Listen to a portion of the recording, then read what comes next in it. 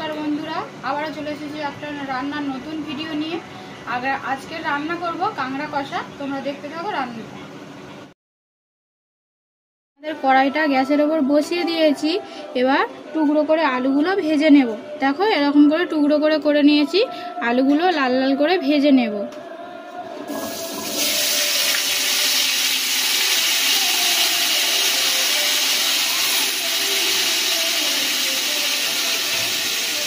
আমরা বেগুনগুলোকে এরকম লম্বা লম্বা করে পিস করে নিয়েছি। এটাকেও ভালো করে ভেজে নেব।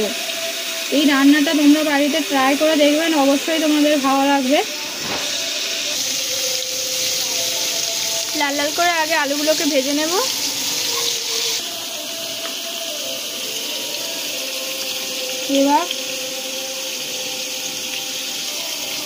এবার কাঁকড়াগুলোকে মশলা মাখিয়ে নেব। লবণ, হলুদ গুঁড়ো, লঙ্কার গুঁড়ো দিয়ে মাখিয়ে নেব। কাঁকড়াগুলো খুব সুন্দর দেখো বন্ধুরা। এই কাঁকড়ার কি নাম অবশ্যই তোমরা কমেন্টে জানাবে। এই কাঁকড়াগুলোকে কি কাঁকড়া বলে। মশলাগুলো দেখো এরকম করে ভালো করে মাখিয়ে নেব।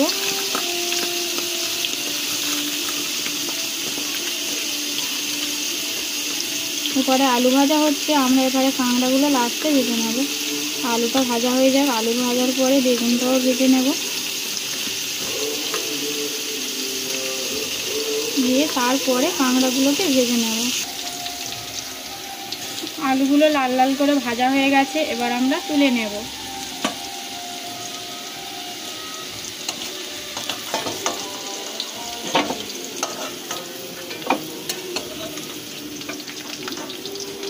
এটা মাখা মাখা তরকারি হবে, অথচ খেতে খুব সুন্দর লাগবে। আলুগুলো আমাদের ভাজার সময় সিদ্ধ হয়ে গেছে।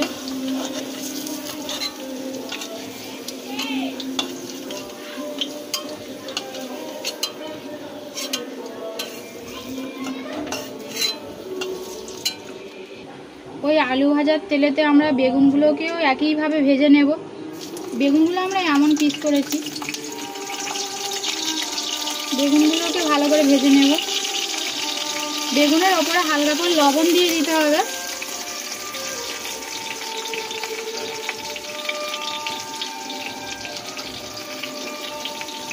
দিয়ে বেগুনগুলোকেও ভেজে নিতে হবে। তোমরা পারলে চৌকো চৌকো করেও বেগুন কাটতে পারো, লম্বা না কেটে।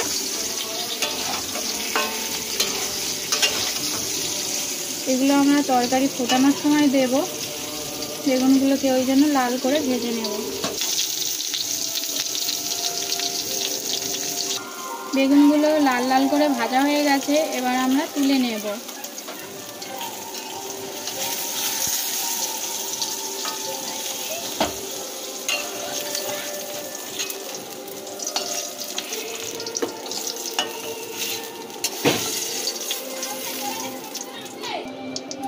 তেলটা গরম হয়ে গিয়েছে। এবার আমরা কাঁকড়াগুলোকে ভেজে নেব।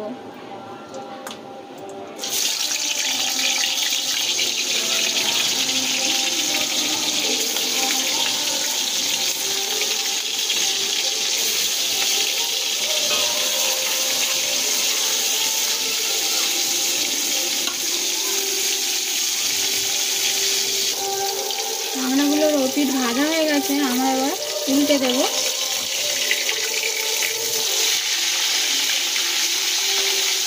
দেখো এই পিঠটা ভালোই ভাজা হয়ে গেছে। এমন করে এই পিঠটাও ভালো করে ভেজে নেব। কাঁকড়াগুলো আমাদের ভাজা হয়ে গেছে। এবার আমরা তুলে নেব।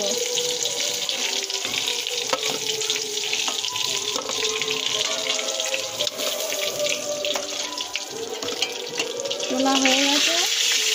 এবার আমরা কাঁকড়ার হাত পাগুলো ভেজে নেব। হাত পাগুলো বেশি ভাজবো না, হালকা করে ভেজে নেব।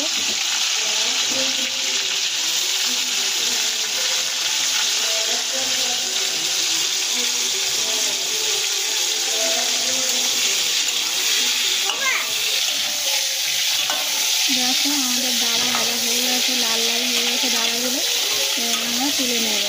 দেখো এমন লাল লাল হয়ে গেছে।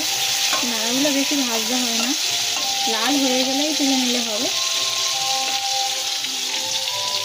ওই কাঁকড়া ভাজার তেলেতে আমরা পেঁয়াজ কুচিগুলো দিয়ে দেব।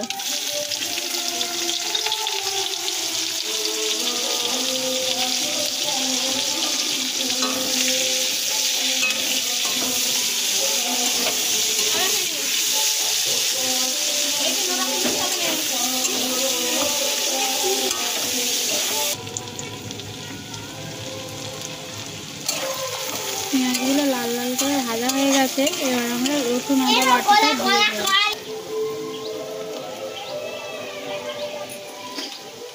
আদা রসুন বাটাটা দিয়ে দেবো।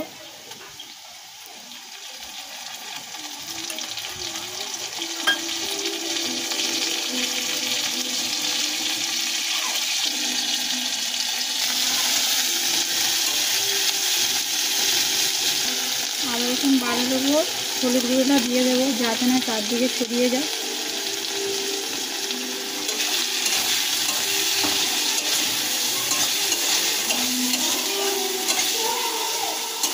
ভালো করে কষিয়ে নেব।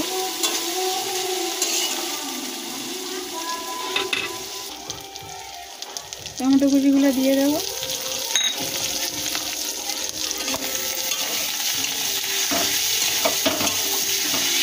মশলাটা কষানো হয়ে গেছে।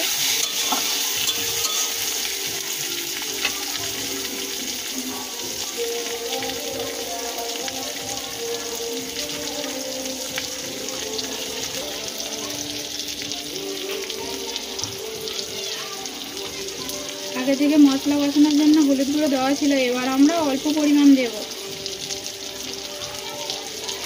লঙ্কার গুঁড়ো আর সামান্য পরিমাণ ধনের গুঁড়ো দিয়ে দেবো। দিয়ে হালকা করে কষিয়ে নেব।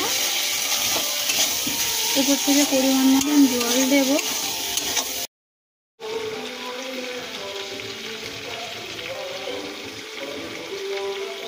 এবার ওপর থেকে পরিমাণ মতন জল দিয়ে দেব।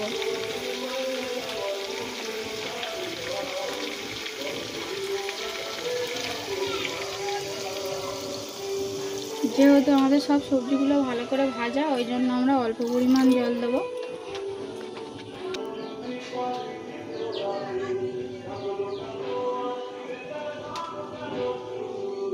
তরকারিটা ফুটতে শুরু করে দিয়েছে। এবার আমরা উপর থেকে ভেজে রাখা বেগুন কুচিগুলো দিয়ে দেব।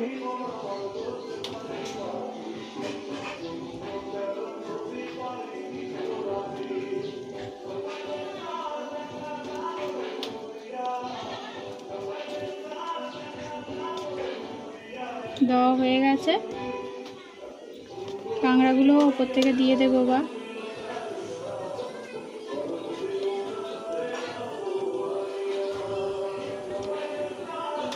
এবার আমরা ঢাকা দিয়ে দেব। ঢাকা দিয়ে 10-15 মিনিট রেখে নামিয়ে নেব। আমাদের তরকারিটা রেডি হয়ে গেছে। এবার আমরা খুলে দেখব।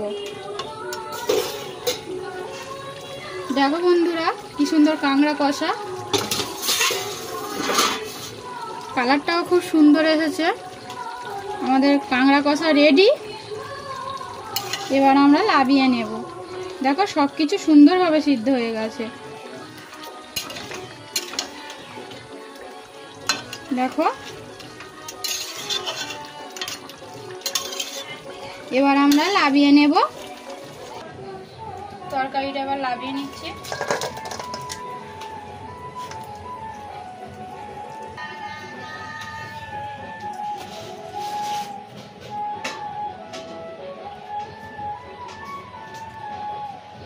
আমার রান্নাটা তোমাদের ভালো যদি লেগে থাকে অবশ্যই আমার চ্যানেলটাকে সাবস্ক্রাইব করবেন আর আমার পাশে বন্ধু হিসাবে থাকবেন। নমস্কার।